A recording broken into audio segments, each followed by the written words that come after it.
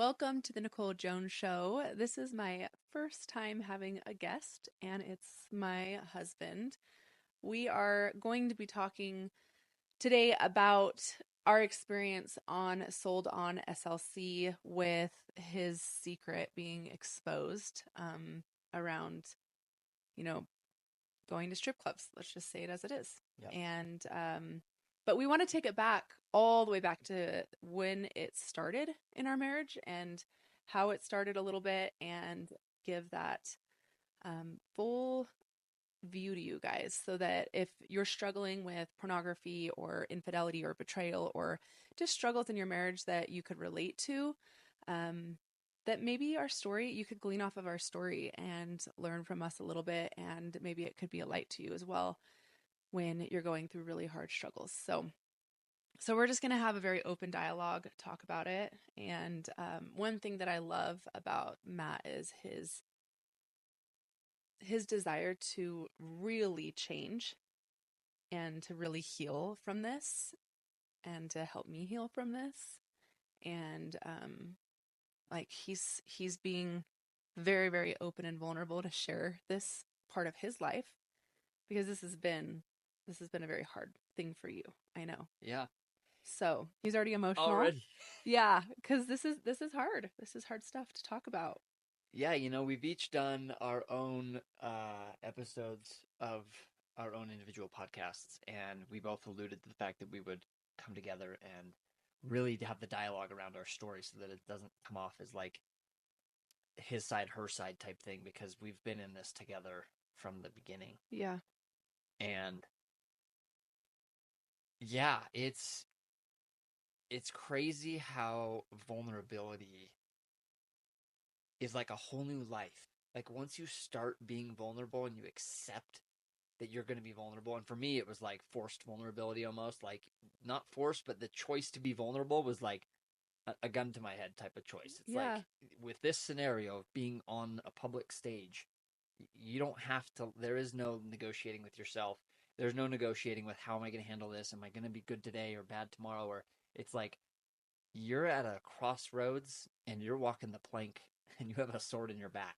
You got to make your choices on how you're going to address the rest of your life, how you're going to move forward, and there's no turning back once you make this choice. Yeah, but there still is a choice Every because like day. we've talked about this, right? We've talked about how some men make the choice to just be like, "Yep, I like that stuff. I'm doing I that. I'm guess what I mean divorcing my is wife. I'm there's only leaving two my family. choices. I'm abandoning my family." Like, and you could have gone that way and you could have gotten a lot of girls and a lot of women. We've talked about that, right? So you could have gone that way, but that isn't the choice that you made. Right. So we're going to talk about the choice that you made and why a little bit. But I do think that we should take it back to when it started Yeah. for you because men don't just suddenly cheat on their wife or go to strip clubs or it Right. doesn't just suddenly happen. So we want to talk a little bit about how it slowly just trickled, eased in, or whatever, however Yeah, you want to say it, 100%. how it slowly crept into your life. Yeah. It's really crazy because a lot of times in life we don't take inventory of our life. Mm-mm. We inventory is also, I think you can say, accountability. Yeah. You don't take accountability for why you're acting the way you're acting. And part of it's accountability and part of it is understanding. Yeah. Like really looking back into your childhood and looking back into your teen years and figuring out, why am I like this? What happened with the knowledge I had at the time of it being a teenager, and how did I perpetuate that into my adult life without putting a stop to it? Yeah. Because, for me, it started with porn. Looking at pornography at a young age, the first time I saw it, I don't really remember. I definitely was a teenager. And, that was in the late 90s. So it wasn't on a smartphone. It Mm-hmm. was, someone's house and there was a magazine or something like that, or a soft type of porn, which is like not fully nude, but it drops into the mind of a teenager, even just like a And Victoria's Secret. how old do you think you were? I 15, had to have 16? been early teens when I first saw like anything that like spiked my attention. But the first time I sought it out, I was 16. My parents and my brother just older than me. So, okay, so my oldest brother was on a mission, Mm-hmm. and my parents wanted to go pick him up from his mission. So they took the next in line to go on a mission, and they took him, which is, there's two brothers older than me. One's on a mission. The other one they Yeah. take with them to go pick him up. So someone was staying at our house, like a family friend or someone to watch us. But at that time, it was dial-up internet. So, like It it was takes a slow. while, right? But Hmm. I remember knowing I had plenty of time. And that's where I first sought it out, was when my parents were out of town. And that was my first exposure to like me engaging with it. Now, as I went on through my teenage years, it wasn't as prevalent, and I did get caught for that. Yeah. They found out, and it kind of was. I don't remember all the details. I know my parents definitely sat me down and had to talk about it. And what did you feel? Well, I definitely felt ashamed, right? Yeah. As anyone who gets Embarrassed, caught either ashamed. looking at porn, stealing, anything, right? Like Yeah. most times, individuals feel shame right away. Hmm. It's guilt and shame, and it's mixed together. And as a young child, you don't know the difference between guilt and shame. Yeah. You just feel horrible. Yeah. And everyone's been through that with something in their life. Yeah, With for sure. porn, it's different, right? Because there's just this intrigue as a teenager with all those hormones raging to look at it. So through my rest of my teenage years, smartphones didn't exist. And now, there's internet blocks on. And so Yeah. I didn't really encounter it very much in my teenage years until after kind of smartphones or personal laptops became more of a thing. Yeah, because now it's so accessible, and you know, it's interesting because they say that most most kids, most people are exposed at the age of 13 Mm-hmm. on average. Yeah. And so that shows that it's not necessarily something that people are just seeking out. It's just like they're just exposed to it. Like Yeah. they're exposed to it, and then once they're exposed to it, it does something to their brain, and it's just so much easier to keep going back because Right. of that It's curiosity. highly, highly addictive. Yeah. Well, and we've talked about as men, like a big difference between men and women is like, as a man, I feel like there's something innately in you that has this like explorer, like this desire for newness, for exploration, right? Mm-hmm. We see that a lot in history. Like the men were the explorers a lot of the time, right? Yeah. And I think that there's something about a man that seeks newness, and It's a double-edged sword. it That is. is one of the strengths of manhood, and it is that they are ambitious and exploratory and And they curious. want to discover new things. But I Yeah. think that since men already have such a desire towards women and how beautiful the women are in our bodies, and I think that it can definitely become Yeah. And now, harder to in our avoid. day and age where it's in everybody's pocket, you It's know, just right there. It's it's so you don't accessible. really have to seek it out. It's right No. there. So it really creates an environment where men have to be vigilant of Yeah. their thoughts and the way that they perceive what they want out of life, because that won't get them where they want to go. That Mhm. will literally be those chains that chain them back from the progress that they want in life. I experienced that for Yeah. well over a decade Yeah. in our married life.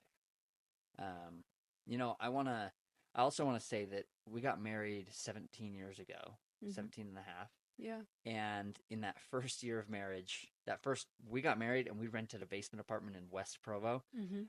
and basement apartment in some old house that was probably built in like the early 1900s. It It was, totally had like black mold and all the things. It's like, yeah, but it was it, ours. it had like that little Yeah. shelf halfway up the wall that was, like 6 inches Yeah. long, and we could like put stuff on that. And Mhm. we had a fish tank. You remember, like we had this big old like 30-gallon fish tank. How the heck did we afford that? I don't even know. We had like no Someone gave money. it to us. Somebody gave it to us. Yeah, Yeah. That was cool. That was yeah, cool. that was a little piece of what we thought paradise. But what I remember as well in that first year of marriage was, um, I was ashamed of looking at pornography, Mhm. and I knew that it wasn't good for me. I knew I didn't want to do it, Yeah. and I'd been looking. I'd had a laptop and I'd been looking at porn, and I remember coming to at one point and feeling like I had to tell you that Mhm. I was doing that because I needed someone's help, Yeah. and we were yoked together at that point. Yeah. You get married, you break away from family. You're not supposed to just turn back to your family all the time when you need stuff. Well, and the fact that you came and told me did give me respect for you. I felt like, okay, he's coming to me, he's telling me, hey, this is kind of coming back into my life a little bit, um, and that meant a lot to me, but it also, How did you feel after the fact? After that moment of me telling I, you, how did you process that, and what did that make you feel like over the next oh, I just months? remember instantly just feeling like my body wasn't good enough. Instantly. I remember going on a long drive and feeling like I had nobody to talk to because I was like, oh, I don't want to tell people Matt's business and then have them judge my marriage. And, but I remember I did call my oldest sister and I remember I didn't tell her what was going on, but I remember being like pretty upset. And I didn't tell her that you had been looking at porn or that you had told me that. Yeah.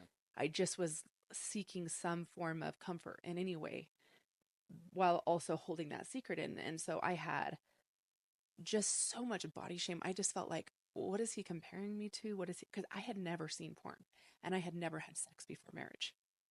I'd never done Mm-hmm. any of that stuff. So I remember just being like, I'm not good enough. I'm not beautiful enough. And I remember every single time we were intimate after that for years and years, just um, feeling shameful when we were intimate, feeling like,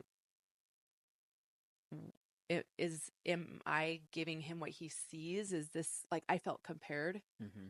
So I feel like it definitely put a wedge in our like sex I'm sure it for me. created some body image issues for you too that were Oh, completely unnecessary. for sure. It did. Yeah, And I didn't have the understanding of it that I do now, but I mean, it's still affected me. sure. Like, I'm Yeah. not going to lie. I don't think you're the only woman that affects. You know, Yeah. women out there who find out their husbands have that addiction or Yeah. have that issue with looking at pornography. I can't imagine there's very many of them out there, depending, no matter what they look like, Yeah. it's going to affect them. Well, it's like if my body were enough for you, then why do you have to go look at it somewhere else? Right. That's the way a woman's brain thinks, Yeah. or my brain thinks. And Like, especially when, I mean, we were married in 2007 mm-hmm. and end of 2007. So that was early before porn was super rampant. So, like maybe 22-year-olds getting married right now are having, hopefully they're having these conversations I hope they well are, before. because But, I don't think I but ever that was, asked you that. I was never like, do you have a problem? Like, I didn't. it was not as prevalent as it is today. Yeah. I hope that young people these days, male and female, are so willing to be vulnerable and open with their partners as to where they stand with pornography. And um, and that's a scary thing because you may feel like the person you love might not want to be with you. But the worst thing you can do is not be honest with them from the jump. That created in our marriage definitely a long process of gaining each other's trust. And honestly, I mean, we can jump into this too because I would go off and on looking at it. I'd have strong years and I wouldn't have issues.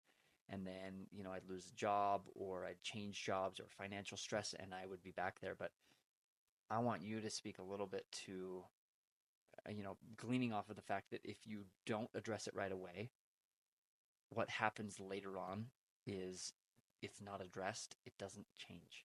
Well, the thing is, we did address it. Like, I remember going to that Mm-hmm. 12-step program, but I remember being so embarrassed that I just wasn't good enough for you, that once we addressed it, I was just kind of like, I wanted to avoid that feeling at all costs. So I was like, Yeah. okay, cool. We addressed it.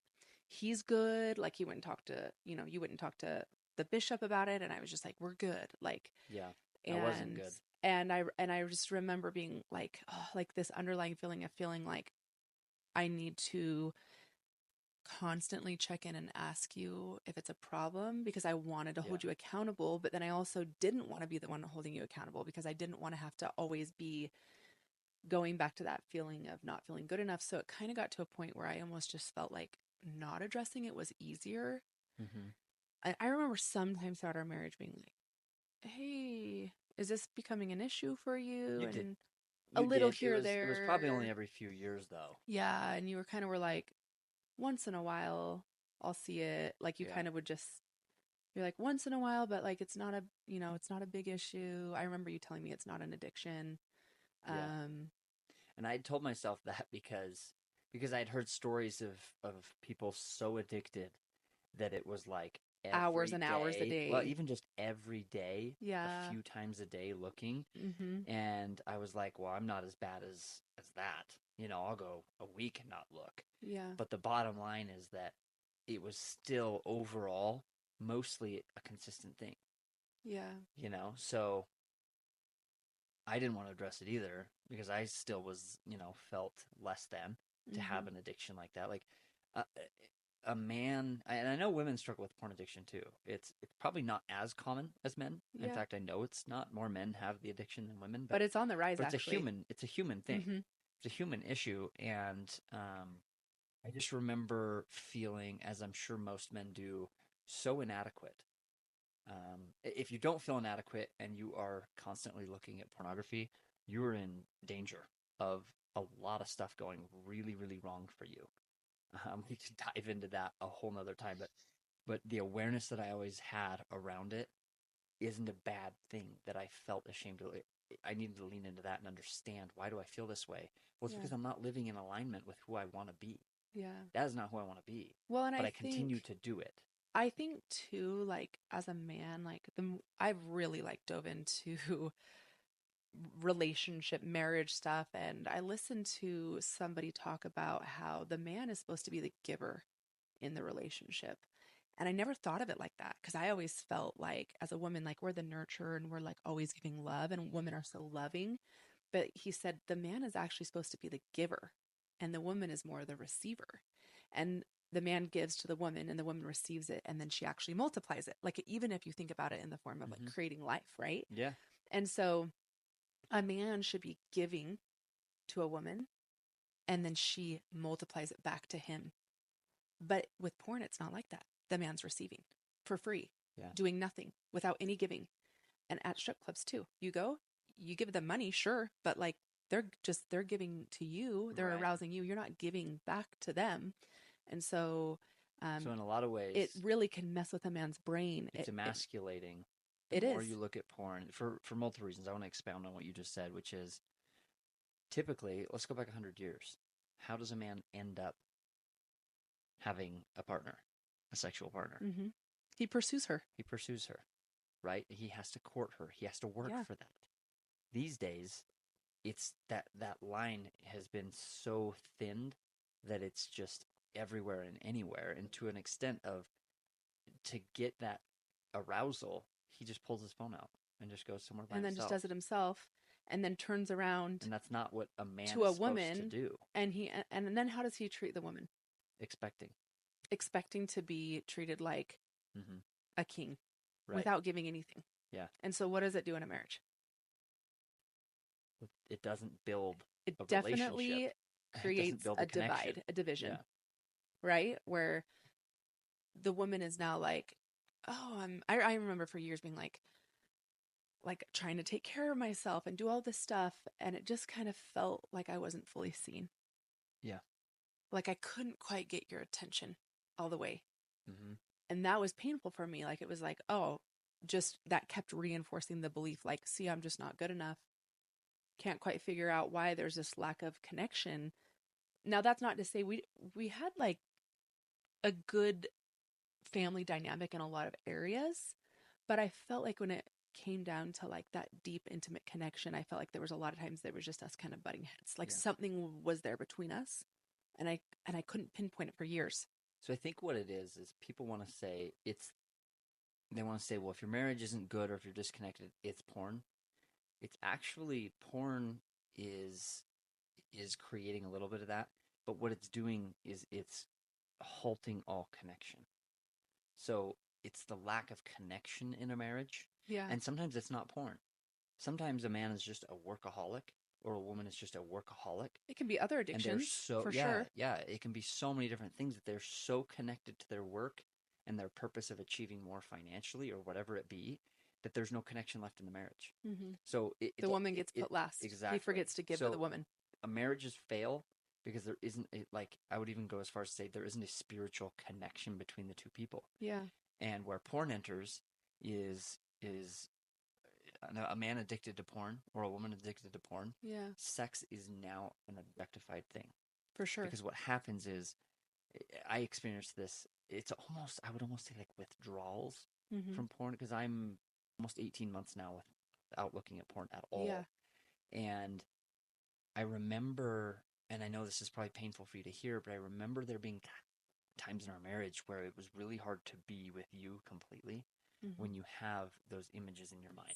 Yeah. And it's not distinct images, but it's ideologies of what you expected out of pornography. And then I'm not giving that to you. And then, And I could feel that. but the thing is, like, right, it's not that I didn't love you. It's that I had this virus in me that I continued to put in myself and through my eyes into my brain. And what it does is it ruins your sexual connection with your partner. Yeah. And you're just having sex just to orgasm. Yeah. You're not having sex to bond. And I didn't understand that I mean, And I we did felt have that. times My in our intuition marriage, felt that. 17 years, it wasn't like we just had shitty sex the whole time. No, you've But for always the been. most part, there were times where there was very disconnected. Yeah. And You've always been good at sex, but not always good at connection. mm-hmm. There was a difference, and I could feel it, right? Like, right. So When you feel it new too, because you now know where we're at currently in our marriage. We won't go into sex life details, but it's night basically and day it's different night and day difference. And for both of us. what it does for the marriage though is it creates so much more vulnerability together Yeah. and connection that when you have a fight, the Mhm. fight is like the fight can only get so intense because you care so much more deeply for that person when you both share that deep connection and vulnerability Mhm. outside of your sexual life, but just in all aspects. When you remove addictions and you really focus on that other person, or you remove the obsession with work. I mean, you got to work. You got to make Yeah. things happen. But some people know getting home from work at 9 o'clock at night or 10 o'clock at night because you're just grinding, and then there's no time for each other. Marriages fall apart. Same thing happens with kids. If people don't go on dates, if they don't go on little weekend trips every few months, you see it all the time that when people become empty nesters, they forget what they even had in common. Yeah. And what they had in common was a shared love and appreciation and joy of the children's happiness. Yeah. And then when they're gone, the marriage falls apart. It Yeah. happens all the time. Well, and I think that was a lot of our shared love was over our kids. Mm-hmm. So I was like, I see like the good in him, and I always feel like I saw you like from the very very get go. Like when we were dating, because we got married fast. Like I talked a little bit about that on my first podcast. Yeah. Like we got married really fast. Like I remember you telling me you loving me like in the very beginning, and me being like scared because I'm like, this is quick. I've never had anyone tell me they love me that quick. And I had never, the craziest thing too, and God, we catch so much judgment, and we've gotten so good at just being like, we're not here to impress anyone else. But like, yeah, I had never had a serious girlfriend. you fell for me quick. I had never had a serious girlfriend. Yeah. And you were different because you didn't have this massive ego. You had something humble about you, but you still were really pretty. So I was intrigued with someone being so pretty, but not having that ego and not having that like over snotty, sexualization either. or Like even I that wasn't snottiness. I mean, you definitely were confident. It's not like yeah. you were like, a homebody that just didn't Yeah. have any, confidence physically. But No, I did. Like I you still did. enjoyed like we still had like a physical connection. But like I know you've told me before that you had women that would girls, in college just come on to you. And that blew me away, right? And 'Cause I wasn't never, like that. I had never I experienced wasn't that. like that. I made you pursue me. So it was different. Right. Right? Yeah. So yeah, I feel like you did fall for me quick. And I still remember the first picture that we took together. And I think it was right after you told me you loved me. And I remember when I saw the picture after, this was in the days when you had to like print it off. Uh-huh. So you don't see it right away on your phone, Right, like probably a disposable or some like something digital camera. I don't know. And so we like ended up it was like a digital one, and we ended up printing it off later and putting it in our house when we got married. And I remember being like, oh, your eyes. Those eyes. That look in your eyes in that picture is what made me fall for you. Because I knew I'd never had a guy look at me quite like that. I knew that you loved me and you wanted to take care of me. There was something about it. And I remember like as the years went on throughout our marriage, and I've told you this before, there were times like probably in the last like 5 years, where I was like, you don't look at me like that anymore. I remember telling you that. I remember saying, you don't look at me like that. What's going on? Like, where are those eyes? Like, I felt like you had lost that deep giving love that I used to see. And I know you said that you always loved me, but it was different. And I could see it in your eyes, but I couldn't make sense of it in my mind. Like, because I knew that you were good at, like, I knew you had a good heart. I knew you wanted the best for our family, but it just didn't feel like you loved me the same way. Yeah, I can speak to that actually.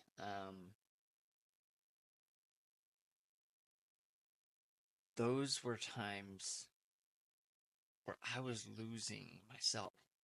Yeah, And I think when you really start to lose yourself is when it gets really dire. It gets scary it did get scary. because you start to lose yourself. That's when someone else can't feel that love from you, you're probably not even feeling it for yourself. Mm-hmm. I didn't have a lot of self-love. I really didn't. It was turning into a lot of self-loathing. And, um, you know, there was a day where I just felt like, I'd bounced around so many jobs and I did not have this self-knowing or self-confidence. And it got to a pretty bad point in my mid-30s. Well, I think as a man, We're a provider and we're a you feel protector. like you need to provide and protect, And and if you you can't felt like you provide, weren't doing that. if you can't provide, are you even really protecting? Mm-hmm. I knew, I could probably protect my family if someone, came after us, Yeah, but can I protect them from insecurity, from spiritual all that things. stuff. So I Yeah, remember emotional things. those times were definitely times where I would turn to vices a lot more, Mm-hmm. And I and sensed that for sure. it would just dig me deeper into a hole. Yeah. And I wanted to deny it because you look around. This is the trap of the world. You look around, you see dishonest people, and you see people that aren't spiritual, and you see people of all walks of life And they're find successful. finding massive success. And then I'm over here like, well, if they're all doing it with issues or with this, like, what's wrong with me? Mm. And that was the first mistake right there is you start looking outward. You start Yeah. looking and comparing because you don't really Justifying that you should be able to have both. you really don't have any clue what someone's going through. You don't. You don't. You might think you do. Mm. But from my lens, I just kept looking outward. And I didn't know how to look inward because it was painful and scary. Yeah. And I do remember carrying that burden of knowing deep down inside, but continually smothering it that your addictions are holding you back in every aspect. Yeah.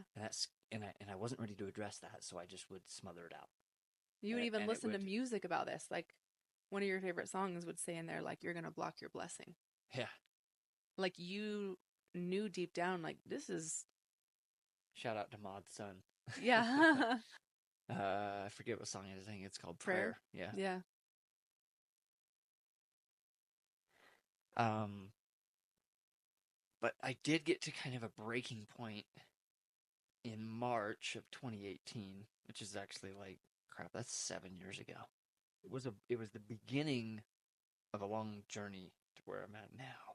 That was a day that's like etched in my mind.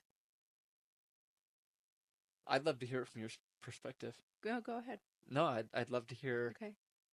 and then I can kind of add to it from my point of view. So I was in my bedroom. I remember just sitting on your edge of the bed and you just walking in the door, shutting the door, looking at me in the eyes. I don't even know where the kids were at the time. And you just saying, we need to change. We got to make changes now. Something needs to change now. We can't keep doing what we're doing. And it was the look in your eye. Like something deep down in me was like, oh, he needs me to fight with him. And at the time, I thought it was financially. At the time, it was like you were struggling in your job. You didn't want to do that job anymore. You wanted to switch jobs again, which was a big fear of mine. I actually have like a lot of fear rooted in finances from childhood.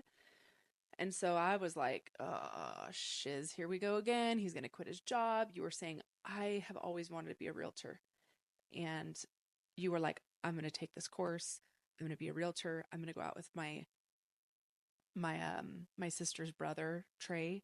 I'm going to do sales, which in the past you had not been successful at summer sales. Yeah. But you were like, I'm going to go make this big chunk of money. And I'm going to, during that time, I'm also going to be a realtor. And I'm going to go be a realtor. And we had already done the realtor thing once in the very beginning of our marriage 2009. when the whole market crashed and Mhm. you were not successful at it. And I was like, oh my gosh, I didn't here know we what it go took. again. Like, here we go again. What are we doing? Is this man crazy? Like, I remember thinking that, but there was a look in your eye. You were like, we got to make a change now. And Yeah. I saw that look in your eye, and I just remember thinking, I'll fight with you. And that was what really propelled me into starting my business with network marketing, because I just knew at the time, like, oh, how much money is he really going to make to carry us through the year? And it's going to take time. I remember it just taking a long time to get Yeah. the business rolling. And so that was my way of fighting with you was I'm going to help provide what I can to support Yeah. him. But I didn't realize at the time, like, I thought we were fighting for finances, but I really think we were fighting for you, for your soul, for change, for, like, there was a deep internal battle going on, and I could see that. Yeah. And that's really what we were fighting for. Yeah, I remember that day. I was sitting in the office at Jive. We were selling phone service software, right, for Yeah. large corporations, and Yeah. I didn't like the situation. Yeah. Um, You weren't happy. no, I had bounced around a little bit from software sales jobs, and Yeah. I just saw no future for me. It's like I do not want to work in corporate world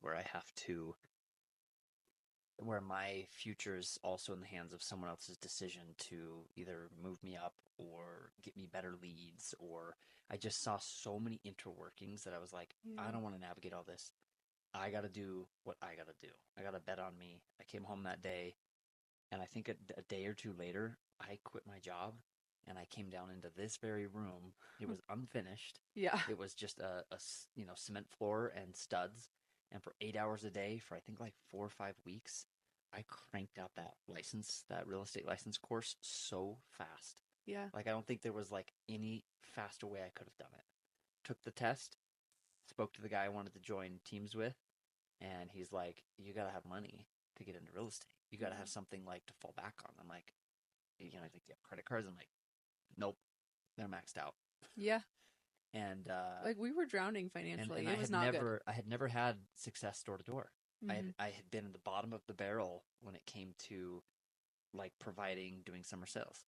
I didn't have that confidence. Mm-hmm. I didn't have that ability to grasp that stuff. I didn't have the self confidence at all. Yeah. And that was honestly one of the biggest things was my addictions, my shortcomings, my stories I had told myself about myself Yeah. from junior high, from high school, from Yeah. all my experiences growing up. I still hung on to those. I never let go. So sales, I could not do sales, but Yeah. I knew that what Because I you were making wanted. the sale about you. And what I've learned from sales is that, like, it's never going to work if it's just about you. Sales are actually about giving. They really are. If you feel like you're giving to somebody, then you're not going to have fear around it because you know what you're offering But them, right? I You didn't didn't believe in what believe I that was you had selling anything. either. Yeah, you didn't believe in what you were Part of it selling. was You the didn't. pitch that we were taught. Yeah. Some of it was, back in some of the security days, selling security systems, I was just like some of the ways that it was being told to be sold, I was like, Yeah. I can't do that. That doesn't align I with think me. you also had a block towards people that were really confident Well, that's because what I'm saying is in your I childhood, didn't have the inner confidence to like people when you knock on someone's door, hmm they're immediately trying to figure out is this guy confident or not. yeah, I was the guy who comes to my door now yeah, and is reciting something mm. and I'm lost, right? So I was They're knocking on like going people's so fast, and doors. you're just like, I was knocking on what? people's doors and they were lost, man. They were just waiting to shut the door. Yeah, So what I want to say is this though, is I got my license in maybe April, I think. I had taken the hmm test. I got my license and I was ready to roll with no money. I don't think it was April. I think it was May. It It doesn't doesn't matter. matter. Anyway, so I get my license and this guy goes, you've knocked doors before? He's like, you're gonna have to knock doors. That's my nemesis. I had dark, dark times knocking doors. Very dark. You were there for me in those times where failure was just whacking in the face, and I didn't know how to like get over it. So, but my resolve to change my life was that I was like, I'm gonna go knock doors. And 4 days later, I was in San Antonio, Texas. Yeah, you told me you were leaving and then you left. And I was just like, oh my gosh, I have 3 kids. I was struggling pretty bad with some health issues at the time. And I was like, and anxiety, like being home alone. And I was like, oh, I have to do it this time. I was like, there is no other option. Yeah. So, well, let's go back 4 days before I decided to like go to San Antonio. As I call my brother-in-law, he was doing pest control at the time, managing a team. Shout out Trey Valdez. And he's like, he'd been married to my sister. I actually feel like he's a big part of why you were successful. Yeah, I'll go into that for a sec. Yeah. But I think he'd only been married to my sister for maybe a year. So I didn't know him that well, but I did have like a connection with him. I was like, he's a cool dude. Yeah. So I hit him up. He's like, yeah, come on down. Like we'll have a bed for you in one of these rooms, sharing a room with some other dude. Yeah. And so I was like, okay, let's do it. Like I was so one track mind. I was like, let's do this. I go down there, and I'm amped up. I'm not nervous. I'm confident. I'm like, I know what I want to get out of life right now, and this is what I have to accomplish. And I also saw it as like a redemption tour. I was like, pest control. People already have it in Texas. I can get behind this. Like, you felt like there was a need. I felt like there was a need, and I felt like I could offer value. And the company, everything, I was like, I'm aligned with this. Let's go. Yeah. So my confidence was different then too, because I had a purpose, right? Yeah. It wasn't just to provide, it was to get where I want to go, which is successful real estate career. So I go down the first 3 days I'm out knocking, nothing. And I break. Yeah. In fact, my brother-in-law, he had, 3 or 4 years of really successfully knocking, and he's like, well, let me come out with you. And I'm sure he was confused as to why I hadn't had success yet, because I'd had history in door-to-door a little bit, and I'm early mid-30s, early 30s at this point, and so he knocks with me, and I'm breaking. Literally, as we go door to door to door, my emotional well-being is just gone, and I lose it on one of the doors right after he closes the door. I'm like starting to like tear up. He's like, "What's going on?" I'm like, "Yeah." I'm like, I put everything out here. I'm 3 days in, I can't get a sale, and I'm grinding, and I was like, I got to take the rest of the day, man. I got to figure this out. Yeah.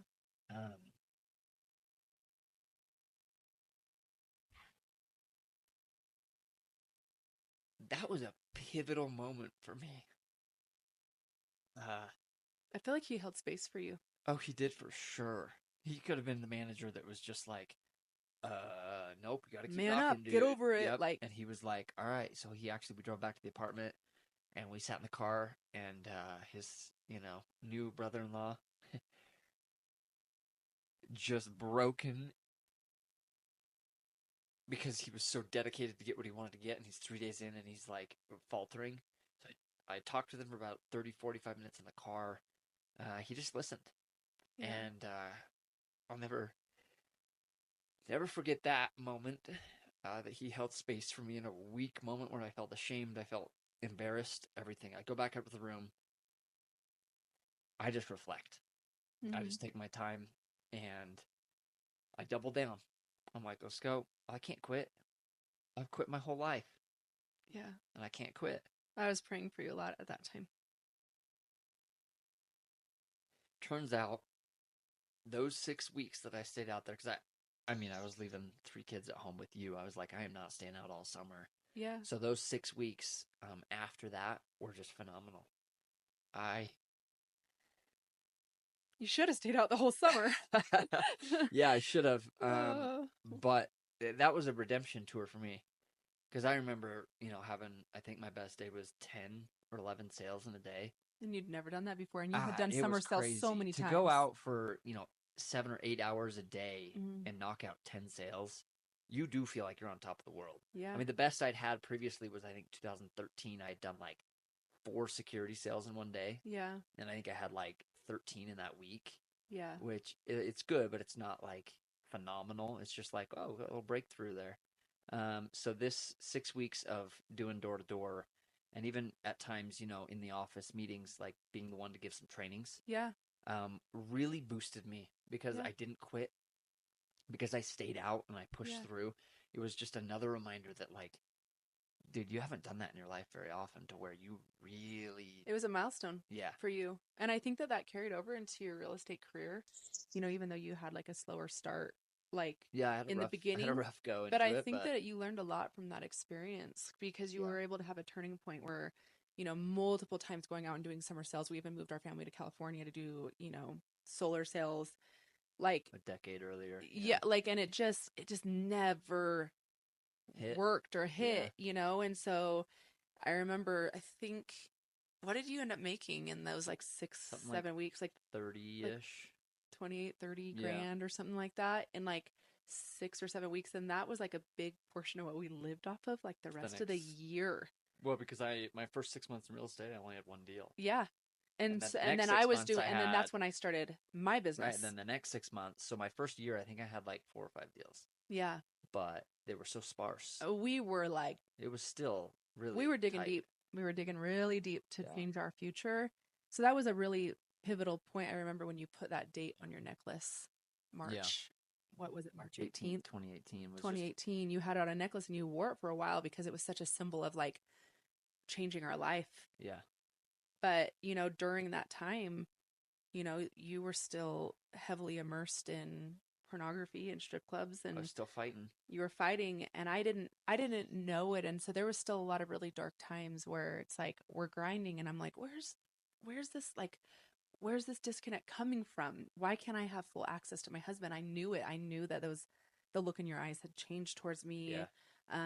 And so, like, let's talk a little bit about that. Like, let's talk a little bit about your experience with strip clubs. Let's just go there. Talk a little bit about that. I know it's a very Yeah, it's, private, personal thing, but it's like, let's, I still try to kind of unpack it sometimes, to be honest. yeah, It's still sometimes hard to talk about.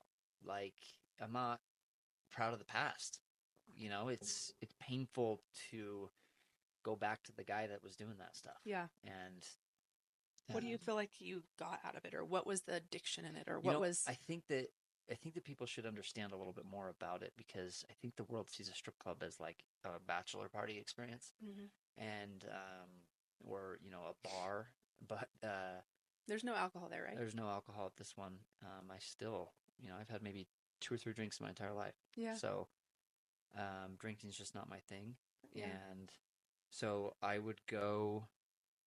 I think we got to start with when you are so disconnected from yourself hmm, and you are so in chaos inside, yeah, the one thing you really want is connection. And I know that I should have been going to you for that connection. Um, but there's this, like you said in the beginning here, this exploratory, this curious, this promiscuity that is exciting, and it just drops dopamine in the head, in the brain. yeah, And so, when I would go there, I was like pretty picky with who I would engage with there and even talk with. hmm, I would go off of, what type of person they felt like they were. hmm, If they were, someone that could talk with me and understand, and I could understand them, and it was a place to go and have connection, and then it was a place to then go and have some intimate connection. hmm, And as much as the rules at the club are, you don't have sex at the club, hmm, you don't have any type of sexual engagement. You hmm, just basically arouse, the dancer will arouse you and hmm, lap dance on you hmm, and all of that stuff. I don't want to get into details. I actually hate reminiscing on some of that stuff, but that was the purpose I would go there. Was I didn't want to just look at porn, and I knew I didn't want to have an affair. Knew I didn't want to have sex with anyone, hmm. so I didn't do that. But this was a method to somewhat have some type of odd connection with someone that was behind closed doors, and that when you leave that place, it stays there. I think that it was a way to compartmentalize, but I also think it was a way to seek connection that wasn't actually really love, because I think deep down you were I could afraid leave it of, behind. I think you were afraid of actually being loved, because from your childhood you didn't feel like you were lovable for who you were. You didn't feel like, you, I think you were afraid to be loved or to give love fully and then be rejected, And I knew it. right? I Like, knew that what if there I I wasn't going to encounter love there. I was going to encounter some type of connection. lust, Some lust. Sometimes it was lust. Sometimes it was like, yeah, connection? I have a connection with this person. Yeah. And yes, obviously they're getting paid, Mm-hmm. but it went beyond that. It was artificial. It went beyond that when you actually start to have a friendship with someone there. Yeah. And that's where it got, I think, the deepest pain is when you were understanding that, yeah, there were some people there that it wasn't just you pay them, you walk in, you walk out. Oh, that And was very hard and for me. there was a few people there that I'd ended up with some connection with. And that's, the, the agony I felt the night of the exposure Mm-hmm.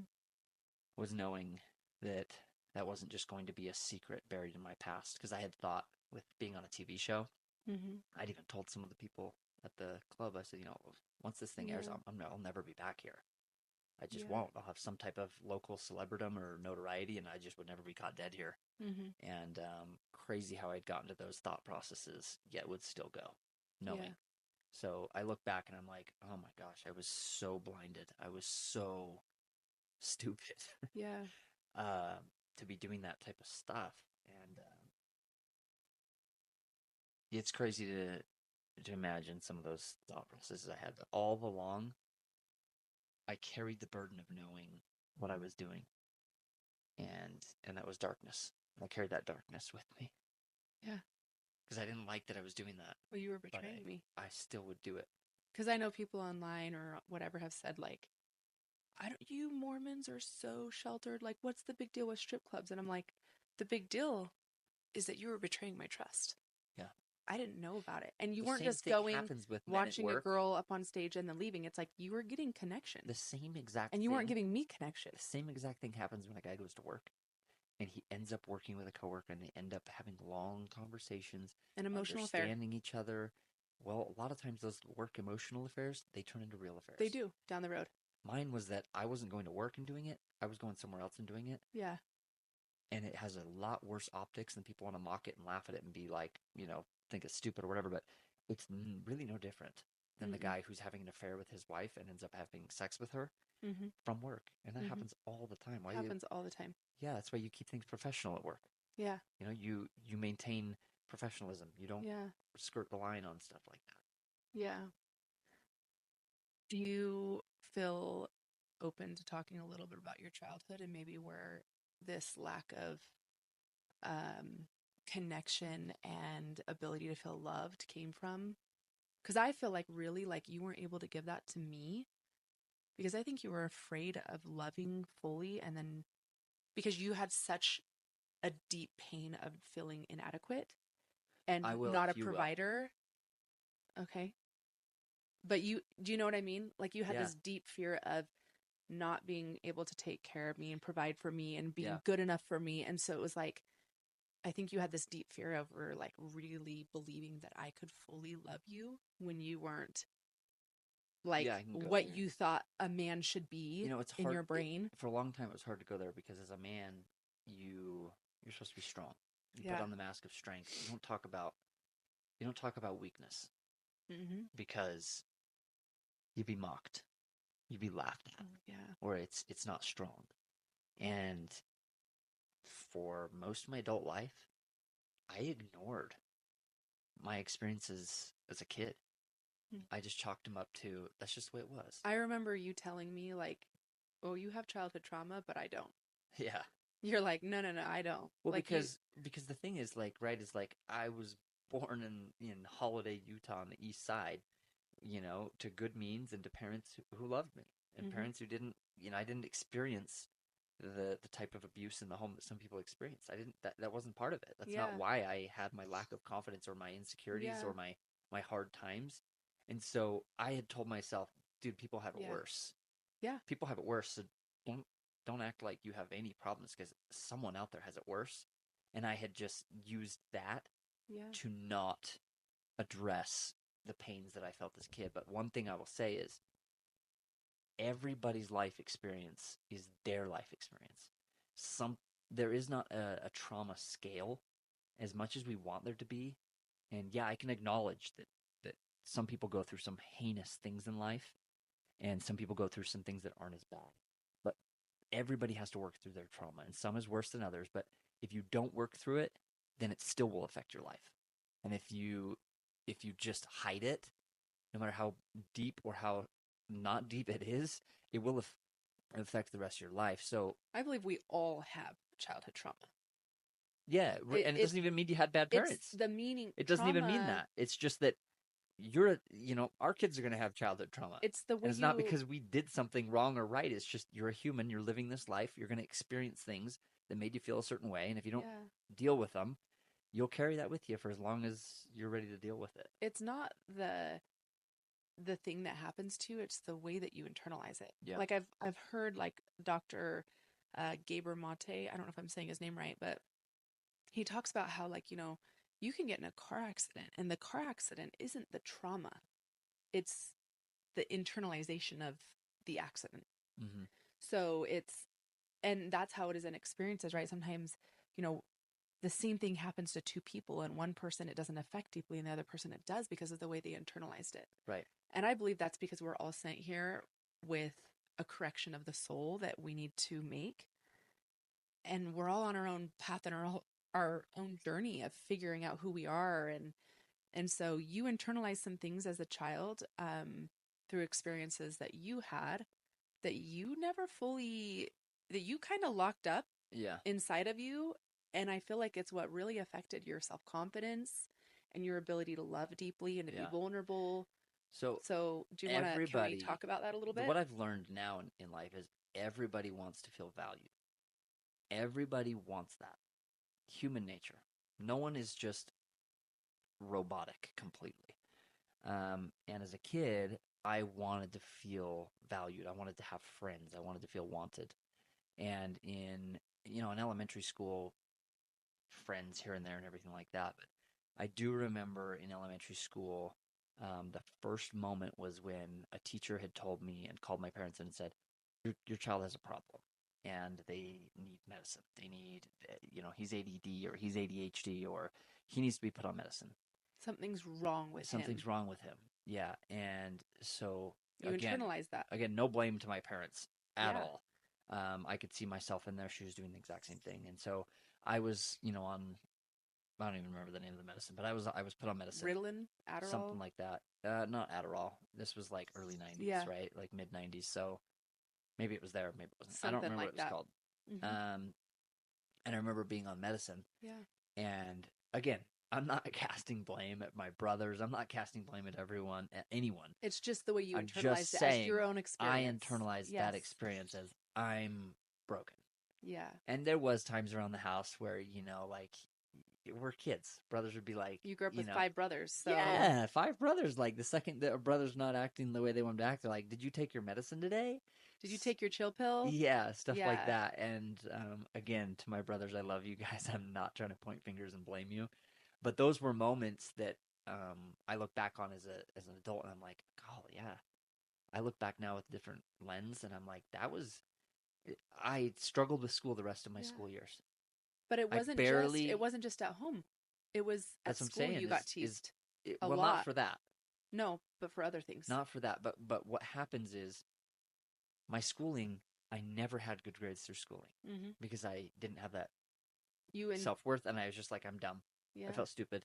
I have to have medicine just because my teacher told me that I'm the kid in the class that needs that. So I struggled through all of junior high and high school academically. Yeah. I think I had maybe a 2.0 at best graduating.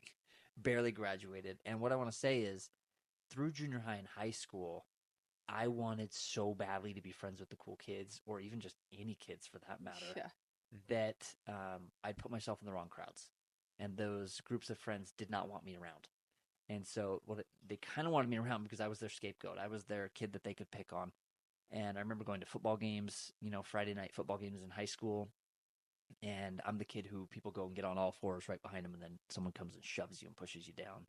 Or, you go to a party and, people say, why are you here? We don't want you here. You're a loser, and, push you around a little bit. Call Nothing you like, names. nothing super like, I was never beat up or anything, but just pushed around. And You were the small kid too. so I always just had that like down attitude, always, because it was at every angle. I had one little group of friends that I could go hang out with, but even then they were, smoking weed and things, and I was like, I don't want to do that. But at So, least they but they kind at of were least more accepted chill and me. Like accepted when I you. told them I don't smoke weed, they're like, "That's fine. You can still hang out with us." Yeah. Like that was like one of those moments where to those guys, I was like, "All right, Yeah. these guys will accept me for who I am." So I would go home during junior high and high school weekends after being ridiculed at someone's house or something, and we had built this like loft area up in our house, and there was tiny little doors on the side walls because it was like A-frame type of room up there, and it was unfinished over there. So you go in this like 3 foot tall by 2 foot door, and it's like a storage area. And I would just go back there in this little closet area with like put a blanket down so I'm not laying on wood and a pillow, and I would just hate myself. Just go in the closet, shut it, and just sulk. Yeah, Yeah. I would reiterate how stupid I was. Yeah. I would tell myself those things. How unworthy of love you were. You I would be weren't good enough. You were broken. I'd be in a fit of rage, Mm-hmm. of self-hatred, Yeah. and then I'd come out. I'd sometimes spend an hour, 2 hours in there. I'd fall asleep in there sometimes. And I did that through junior high and a little bit of, I don't think I did that much in high school. I think I just gritted my teeth in high school and just dealt with it. One thing, too, is I can't go without saying,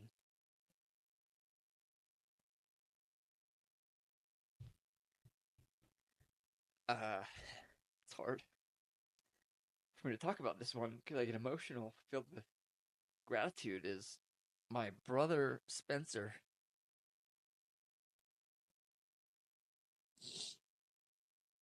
You guys, he's talking about this like openly, but this is like really, really deep childhood wounds for him. Like it might seem like not a big deal to other people. Like you see it in movies where like the kid gets picked on, but it's like it can really mess with a person when they don't feel good enough or lovable for who they are.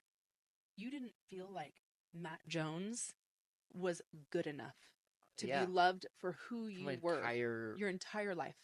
4th, 5th grade on.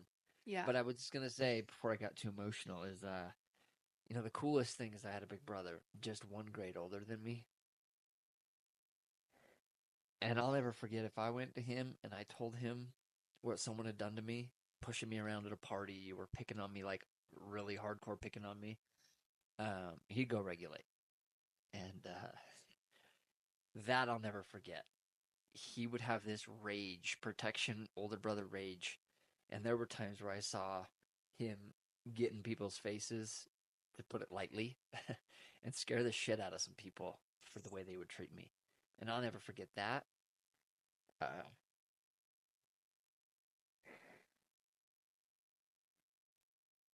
Yeah.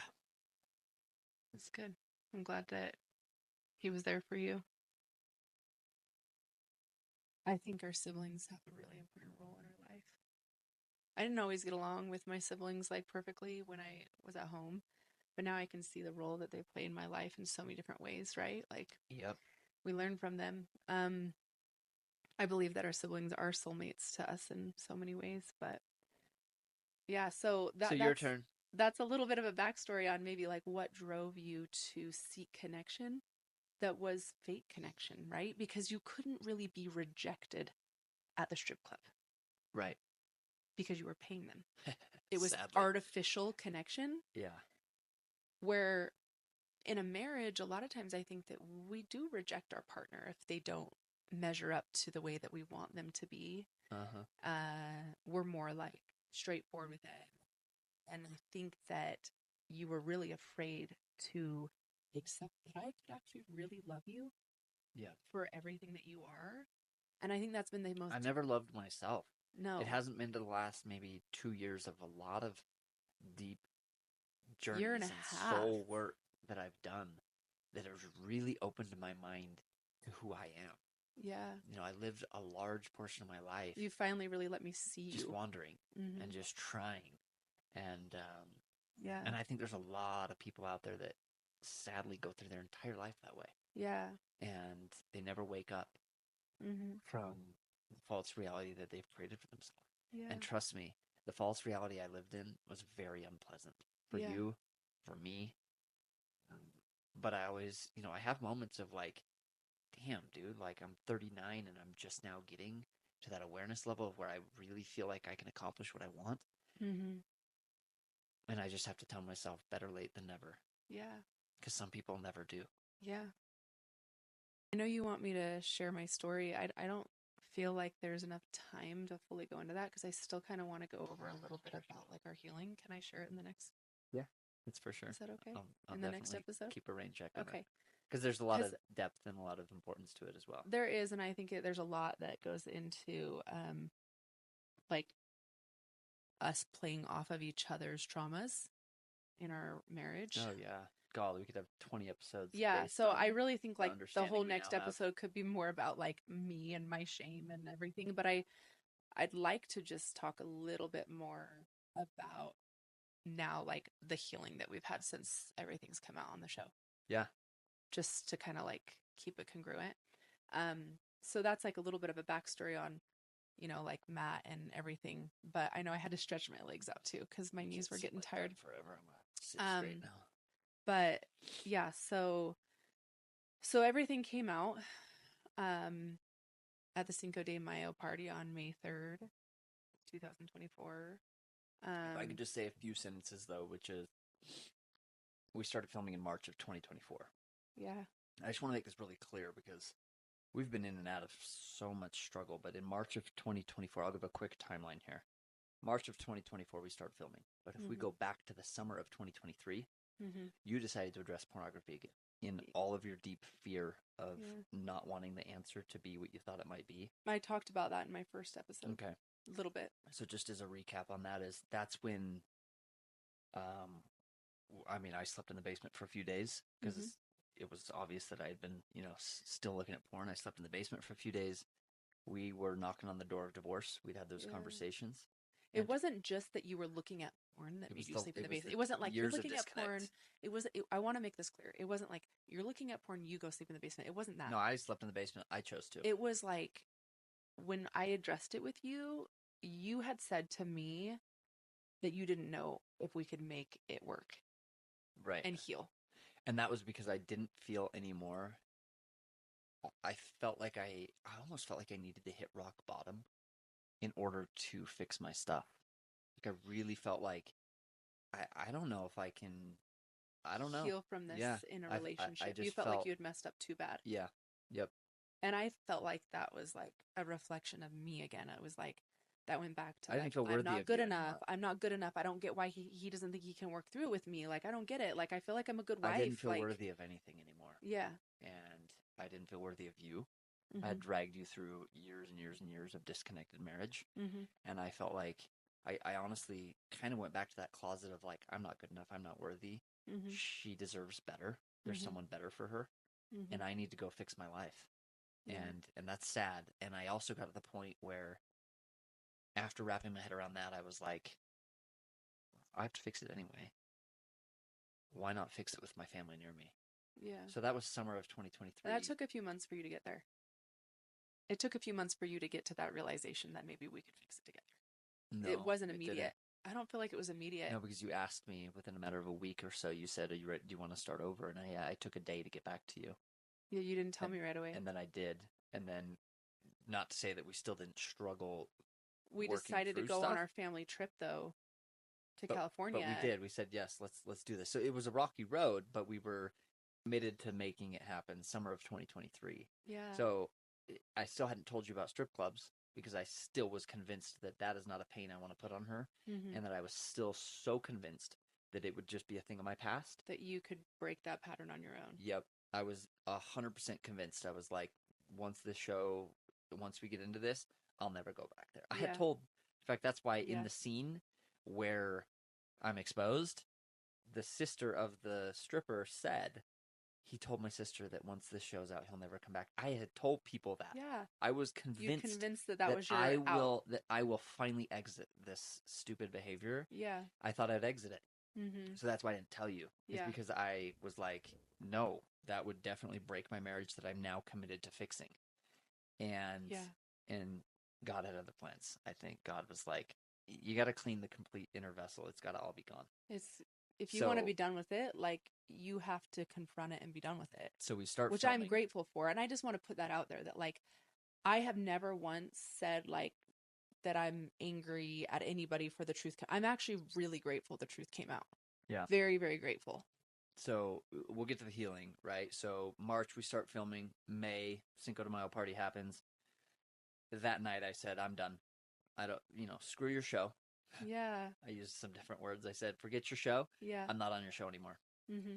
Because I knew that night, I wasn't going to tell you that night Because what had happened. I was gone. Yep. So if you haven't seen it, I was gone. I wasn't at the party. I had left early because I was sick. Yeah. He got home and I was like kind of falling asleep. I had taken some sleeping medicine because I just felt horrible. Yeah. And I knew right away something was really off. In fact, for a minute, I think I thought someone died because like your energy, Jeez. like I was like, is everything okay? And I remember you being like, yeah. And I'm like, did I do something wrong? Again, immediately went to something's wrong with me. I thought I had said something wrong or done something I wrong. was like, no, no, no. And you I'll were help like, get the other this, kids to bed. It's yeah, fine. you were like, this has nothing to do with I was you. just You didn't holding do on by anything a thread. wrong. And I went to bed and he put the kids to bed. And I found out later that he stayed up all night and couldn't sleep. Yeah.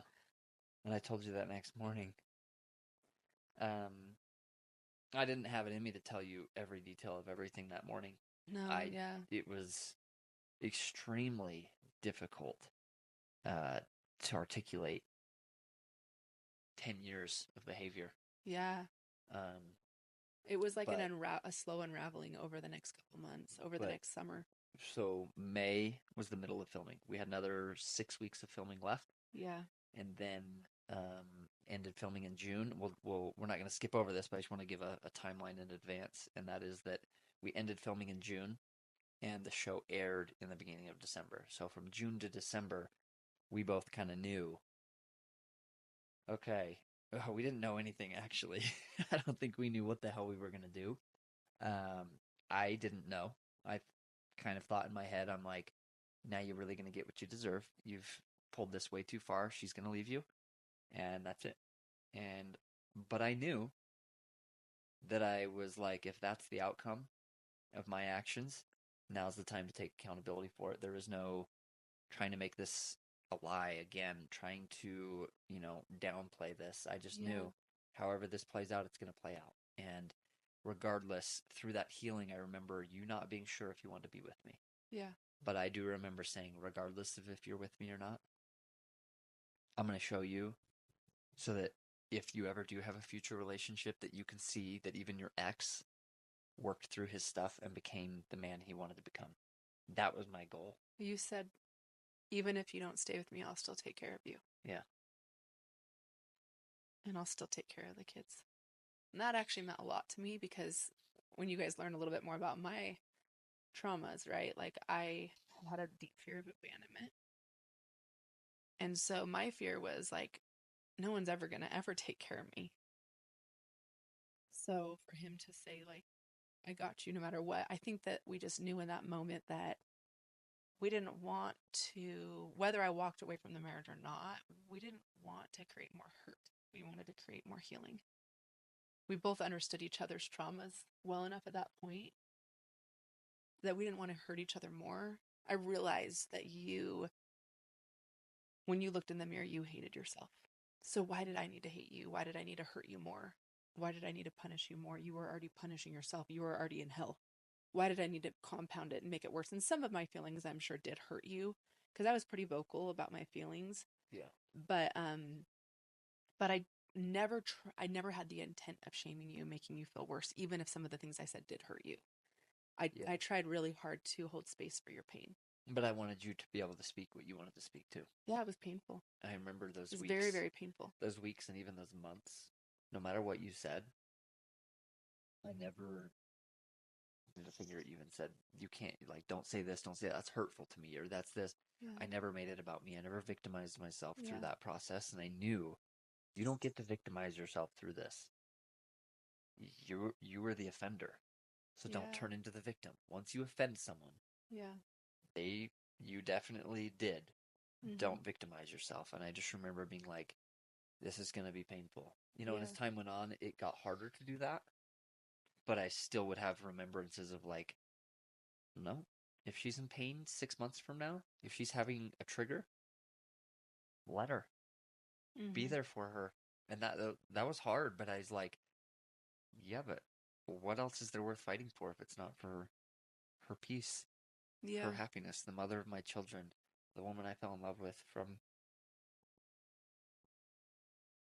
the beginning. Yeah. Yeah. It was,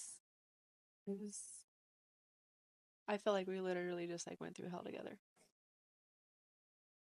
I, it was, there was a lot of dark times, but there was also a lot of really sacred times Oh, the where car rides where blessed Dallin, our oldest, our will kids hold had down the no fort, idea what was going on, and we were but we'd like, be we're gone for gonna go three on a few hours. hours, like And we it gotta wasn't a go. drive. We just go park somewhere and talk. Yeah, it And was, then we'd nothing come else home, mattered. we'd eat, we'd spend some time with the kids, and then we'd stay up till 3 in the morning doing the same thing.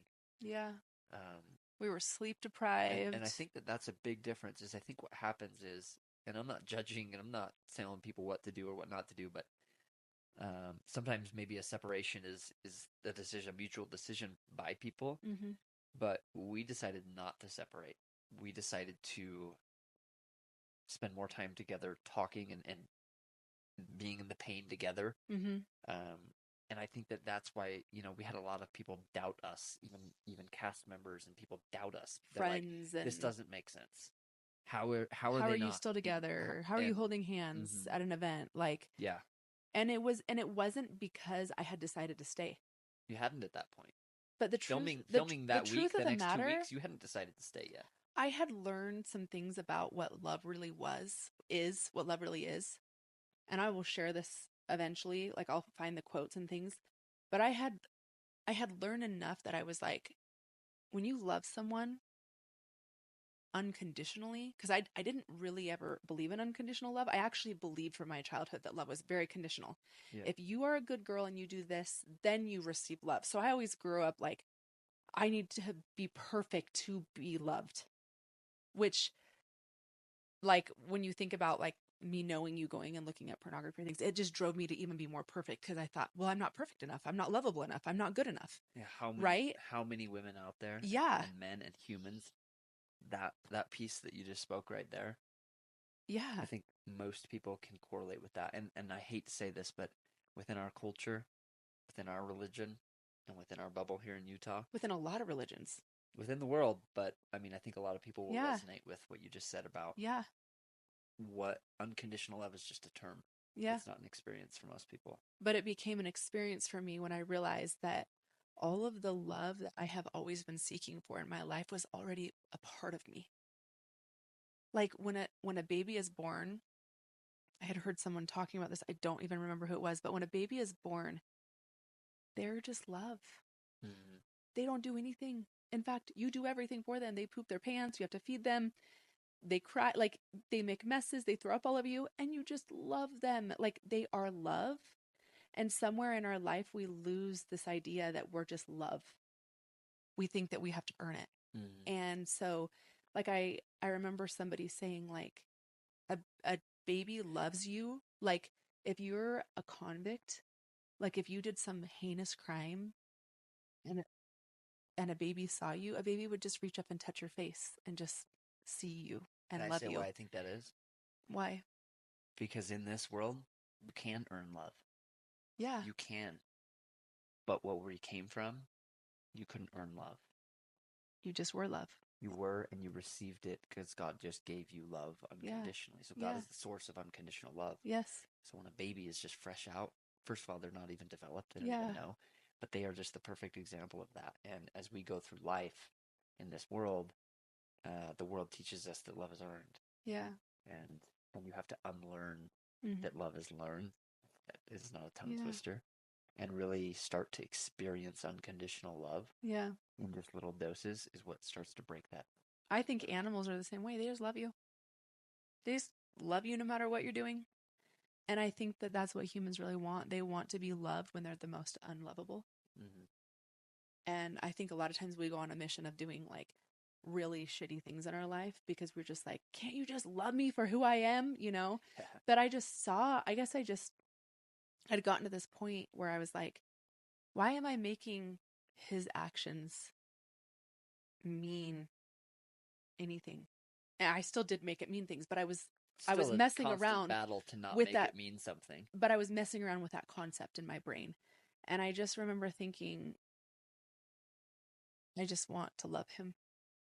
I knew enough about how unlovable you felt that I was like, you know, whether I stay with you or not, whether I stay in a romantic And those relationship were the with you first or 2 or 3 not, months that you were still of that mindset. And I yeah, remember because I had fear. yeah, I had fear that I could sense that you hadn't made up your mind on if you'd stay or not. I hadn't.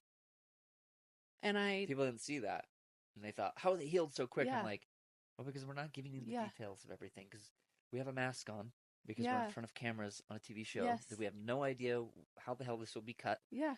And so it was a Well, and I'm like, very interesting thing this to is my navigate. family and this is the father of my children. So, yes, he messed up. I'm angry that he could do that to me. Like, I had my own part, but I just knew that I wanted to, whether I chose to love you romantically or not, I wanted to just love you as a person and as the father of my children. And so that was kind of like, okay, I can pass trauma, disconnect, anger, resentment, um, that all comes from divorce.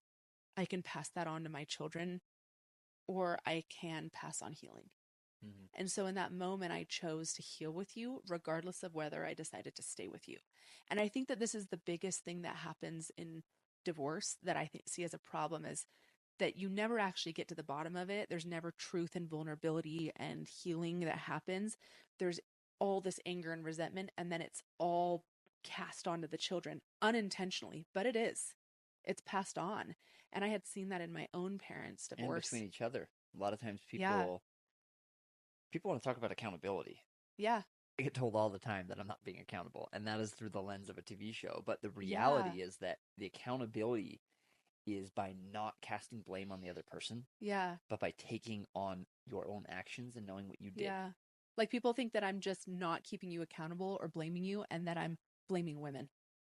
That's fine. That I'm That's through blaming. the lens of a And TV I'm like, show. no, I actually am not. Just because I have a stance on pornography and strip clubs and those things doesn't mean I'm actually blaming the women. You made the choice to go Mm-hmm. there.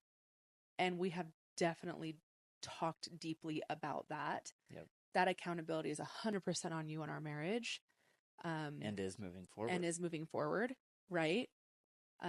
You chose to lie to me. You chose to betray me. Mm-hmm. But that's not something that was portrayed on the TV because I believe like I'm going to have your back in public, but in private, we're going to go there. We're going to talk about this, right? Yep. We're going to address our personal matters in private. And that's just how I saw it. So yeah, like it was a lot of deep, deep healing and a lot of months of me not really knowing whether I would stay. And I still believe that we're actually in the healing process of rebuilding trust, of me rebuilding trust that you won't relapse, you won't go back. I feel in my heart that your healing and your growth is just, you don't see this. You don't see this level of vulnerability when a man struggles with these things with his wife. You don't see it. And I think that there was a gift in it being so public that you were like, I'm not going to hide from this. Now, the details that you shared with me, you didn't have to share with me. You could have just been like, oh yeah, I just went and saw like, I went in, threw some dollars and left. You could have told me that. You didn't. You have told me deep details, which I won't share because that is between me and you, and it's not everybody's business. But it was in you being vulnerable and you trusting me with your secrets and everything that helped me rebuild the trust that I have with you today. And so I think like in a marriage, like if you're going to choose to stay in a marriage, there has to be complete truth and transparency. Transparency and truth will set you free. Like I truly believe that. It's painful. The thing is, as humans, we avoid pain. We do. We're wired that way to avoid pain. Yeah. One thing I've learned in the last year is that is the wrong thing to do. And I'm not going to go stick my hand on a stove, and I'm not going to go back to a strip club. I'm not going to create pain for myself more in life, but I'm going to realize that if I'm feeling pain, there's something to be learned from it. Mm-hmm. Like, it's why you burn your hand when you put it on a stove. You're probably never going to do it again, Yeah, right? Because you learned a lesson through that pain. And for through sure. this pain, instead of running and burying this pain and not addressing it, I've spent a lot of time in pain. Mm-hmm. I remember going to work 2 months later and having days where I'd break down because I knew what I did to you. Yeah. And it hurt me to know how foolish I was. I definitely paid the price in Yeah. agony of my soul for many days. And I still sometimes ache I do too. for my choices. And, there have been some special, special moments where, as Christians, we've experienced the deep touching in our hearts of what the atonement really, really feels like. Yeah. Not what it is in words, not how it's written, not how it's explained, but how it's experienced. And Mm-hmm. we've experienced Yeah. moments that are indescribable, Indescribable for sure. That and we'll leave them moment. indescribable. We won't even try to because they're just, to me and to you, I think they're too sacred and poignant to try and articulate Yeah. really the depth of what it feels like to feel that overreaching Yeah. forgiveness from God and between ourselves. Yeah. For sure. Yeah. But that moment that we did feel like in the Walmart parking lot in our car together was, I've never felt the power of the atonement so strong in my life. Undeniable. And I will say that through this experience, it has taught me the love that God has for me. He is my ultimate provider for women that struggle with betrayal and abandonment and fear that anyone will ever take care of them. I would encourage you to seek God and seek Christ in your life because God is your ultimate provider. He wants what's best for you and he will carry you through it. Even it's still going to Yeah. be hard, but I truly believe that God has carried me through this last year, the last year and a half, like nothing ever before. I used to not talk about God very much because I never wanted to project my religion or my views. I'm very, very open to the fact that other people's religions are very sacred to them. I always think it's so crazy when people want to come and tell me how awful my religion is or how awful my views are, that I'm in a cult or whatever, because I believe that people's religious views or their views of God are very sacred to them and they're their own. And I believe that that is the path that they need in this earthly existence to come back to God, whether it's my religion or not. Like, I don't care. I really, really believe that that is sacred and we should never trample on somebody else's beliefs like that. If what you're doing brings you closer to God and Jesus Christ, If it makes you happy. if it brings you deep inner peace, right? That is so sacred to them. And I'm very, very open to everybody else's different views. In fact, I love learning about it and gleaning off of it because I think there's so much beauty in like different cultural experiences and different religious experiences. But yeah, like this last year and a half, like has really deepened my connection with God and my Savior. And so I talk about it more openly now. And I really believe that if you are going through hell, don't stop and build a house there. Um, Draw near to God and pray and ask Him for help. Um, so yeah, I think Yeah. we could leave it I there think unless you have something to add no, because yeah, we're about done here, but I think that there's something just really important that's going on in the world right now, and people want to heal. The world has gotten to such a diverse and almost gross place of judgment and of pride and ego that the world needs healing, just overall, all reaches of the world. And there's so much of the adversary in our lives already that we don't need to be that for each other. We're all facing something. So if we can all just give each other a little bit more grace More Even forgiveness. even the people that we don't really want to give grace to, you don't have to reach out to those people necessarily, but release them from your judgments, release them from what they may have done wrong, because you may not know exactly what they've been through. So that, and then my call to men out there is that if you struggle in silence, you will continue to struggle. You Yeah. have to find someone that will help you. You have to reach out. You have to humble yourself, and you have to start speaking out, because the cost is too great to continue living life with secrets, living life not in congruence with who you are supposed to be. I'm not perfect. I still battle to take inventory of my thoughts, to take inventory of my trajectory and where I'm going in life every single day. And if you're not doing that, you've got to start doing it. You've got to wake up, and you've got to shed off these things that are holding you back. So Yeah. thank you for listening. This is really episode 2 for us. It may be Oh, feeling a little bit raw, a little rough on the edges. If you listen to the whole thing, we would love your feedback. Please don't hesitate. If you know us personally, please send us your feedback, positive, negative, yeah. all of it. We're used to hearing all of it now. Yep. Um, Subscribe to this podcast, share it with a friend, give us a rating, because if you liked this podcast, we need more ratings on your Spotify or on your Apple podcasts so that we can actually get this out into more people. So, with that being said, I think Yeah. that Come message me too at it's Nicole Jones on Instagram, or the Nicole Jones Show on Instagram is for this podcast as well. So message me, send me your feedback there as well. Connect with me there, and like Matt said, share this. and my Let's podcast is the Matt Jones Show. You can go yes. and see it there. And then for all those people who have not seen Sold on SLC, it's on Bravo and it's on Peacock. So as we referenced a reality TV show, if you're still with us at this point, an hour and 26 minutes in, and you're wondering what was that reality TV show, it's called Sold on SLC. Yes. So yeah, thank you, and until next episode.